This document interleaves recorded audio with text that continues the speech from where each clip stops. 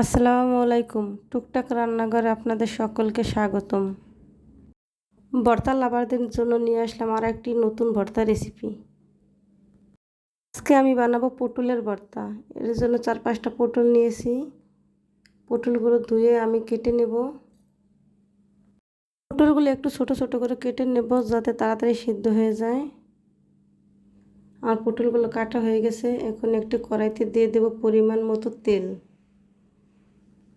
প্রথমে আমি কতগুলো শুকনো মরিচ ভালো করে ভেজে নেব। জালের পরিমাণটা যে যতটা পছন্দ করেন ততটা দেবেন। আমি একটু জাল খেতে পছন্দ করি তাই মরিচের পরিমাণটা বাড়িয়ে দিলাম। আমার মরিচগুলো ভাজা হয়ে গেছে, এখন তুলে নেব। একই পাত্রে দিয়ে দেব আগে থেকে কেটে রাখা পটল। একটু হলুদ গুঁড়ো দিয়ে নেড়ে চেড়ে নেব। এখন আমি এর মধ্যে দিয়ে দেব পরিমাণ মতো পানি। 5 মিনিটের জন্য ঢাকনা দিয়ে ঢেকে দেব। এই পর্যায়ে আমি চুলার জালটা হাই করে দেব। 5 মিনিট পর ঢাকনাটা তুলে নিলাম। দেখুন আমার পটলগুলো কত সুন্দর সিদ্ধ হয়ে গেছে।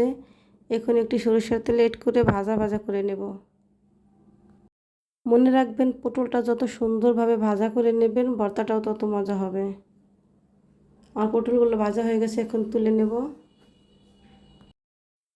একই কড়াইতে দিয়ে দেব আগে থেকে বেছে রাখা কয়েকটি রসুনের কোয়াগুলো হালকা করে ভেজে নেব। পাটায় আমি আগে থেকে ভেজে রাখা মরিচগুলো দিয়ে দেব। এর মধ্যে দিয়ে দেব স্বাদ মতো লবণ দিয়ে এখন আমি মরিচগুলো ভালোভাবে বেটে নেব। আমার মরিচগুলো বাটা হয়ে গেছে, এখন দিয়ে দেব আগে থেকে ভেজে রাখা পটলগুলো একদম মিহি করে বেটে নেব সময় নিয়ে। দিয়ে দেব আগে থেকে ভেজে রাখা রসুনগুলো বেটে ভর্তার সাথে মিশিয়ে নেব।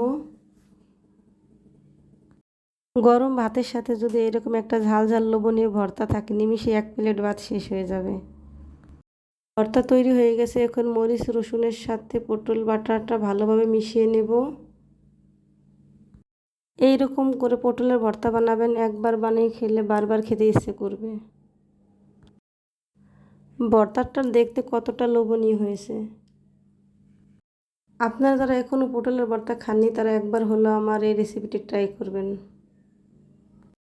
রেসিপিটি ফলো করে খুব সহজে বানিয়ে ফেলুন মজাদার পটলের ভর্তা। আমার সাথে থাকার জন্য আপনাদের সকলকে অসংখ্য ধন্যবাদ। আবারও আগামীতে দেখাবো অন্য কোনো নতুন রেসিপি নিয়ে। ততক্ষণ পর্যন্ত আপনারা সবাই ভালো থাকুন, সুস্থ থাকুন। আল্লাহ হাফেজ।